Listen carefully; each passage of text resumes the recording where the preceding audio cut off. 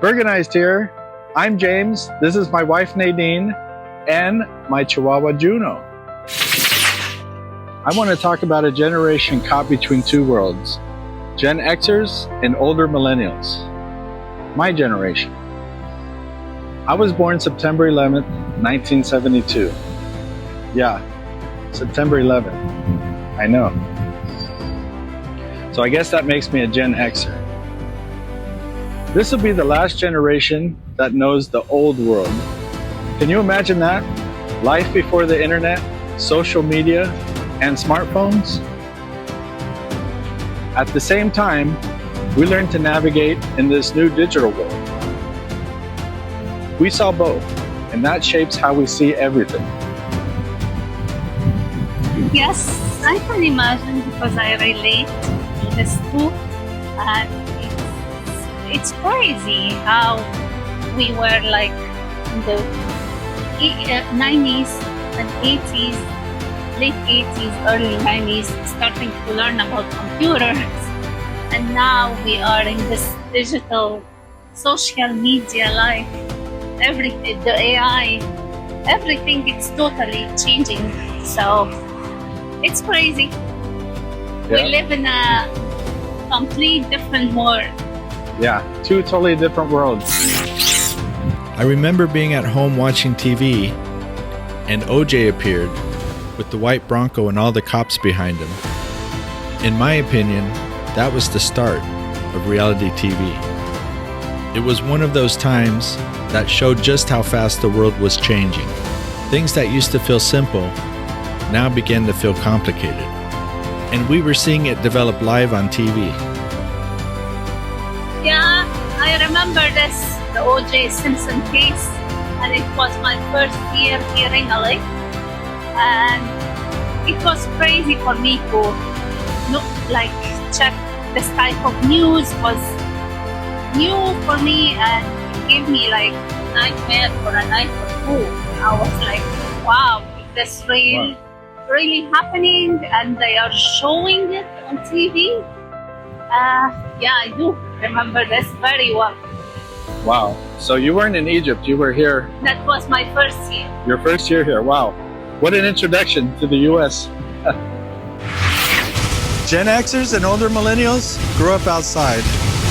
We rode bikes for hours, we hung out with friends at parks or at each other's houses for days at a time. We played street football until the streetlights came on.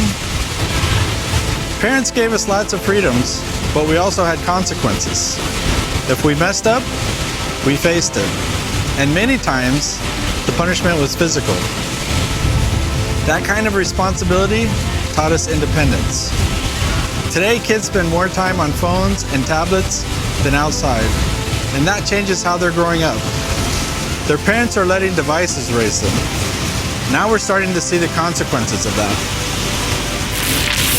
My generation saw huge changes.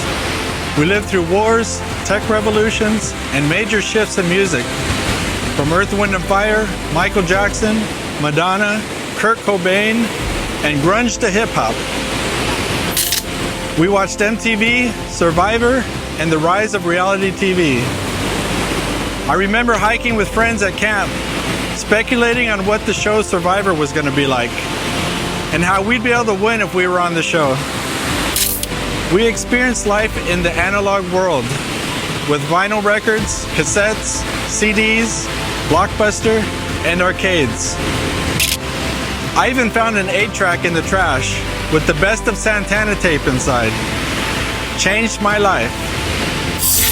I used to spend all my extra money and time in the arcade until I got an Atari 2600. Who else had one of those? Then we learned to use the internet, social media, and smartphones. That mix of old and new shaped us differently than any generation before or after. Because of this, Gen Xers and older millennials understand both worlds. We remember life before constant connectivity, but we know how to thrive in a connected, fast-paced world as well. We can adapt, and we can see the changes clearly.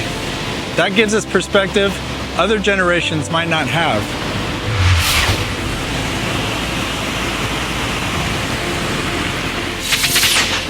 We're entering another massive change with AI. It can create, analyze, and make decisions faster, and some would argue even better than humans. That sounds exciting, but AI has no empathy. Skills like writing, problem solving, and creativity could be lost. Imagine depending on AI for everything and then losing access. What would we do? How would we survive?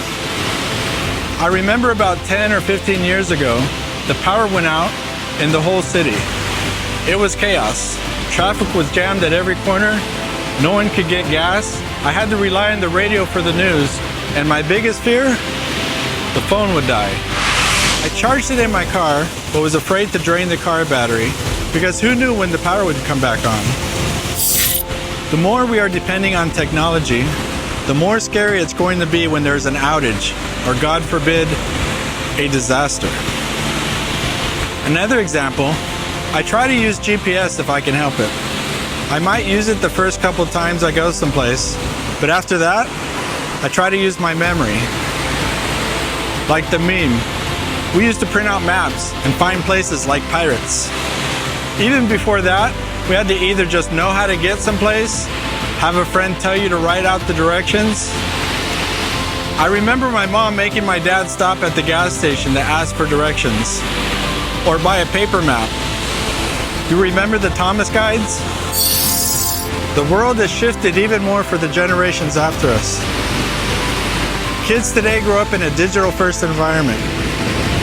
Attention is easy to get on social media, and don't even get me started with the dating world. Relationships, self-image, and values are influenced by likes, comments, and follows. Authenticity is rare, and distractions are everywhere. The world feels fast and often fake. I'm not against this new world of AI, but those who keep it real will win out in the end. But those who keep it real will win out in the end.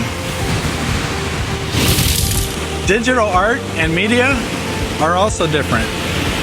Physical objects like tapes, books, and paintings leave a record. Digital creations can disappear or be rewritten. AI can blur the line between real and fake. That means authenticity is harder than ever to find. You have to look for it. Honestly, I'm not against AI. I use it every day. However, you can't leave reality in the rearview mirror. You have to stay grounded in reality. If you're thinking about marrying your AI girlfriend, well, you've already missed the boat, my friend. We also need to consider priorities. Global problems like curing diseases remain unsolved. Meanwhile, entertainment and distraction dominate our attention. Video games, streaming, and social media compete for our focus. Somewhere along the way, priorities shifted. We focus more on entertainment than on solving real problems. This raises questions. What kind of world are we leaving for the next generation? Are we teaching kids what really matters? Or are we teaching them how to get likes and scroll endlessly? We need to slow down and reconnect with reality. Creativity, problem solving, empathy, and imagination matter now more than ever.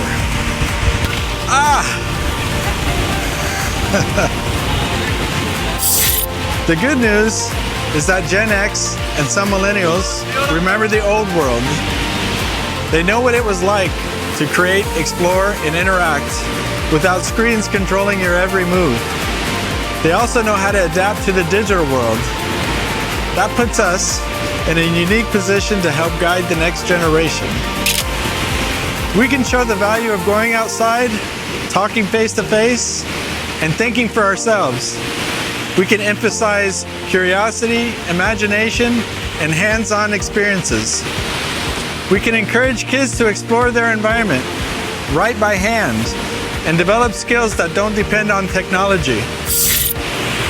Are they even teaching kids to read clocks anymore? Or write in cursive? What about calligraphy? Ultimately, the challenge is balance. We can't ignore the benefits of technology, social media, and even AI. But we also can't let them replace what makes us human. Connection, empathy, creativity, and critical thinking are vital.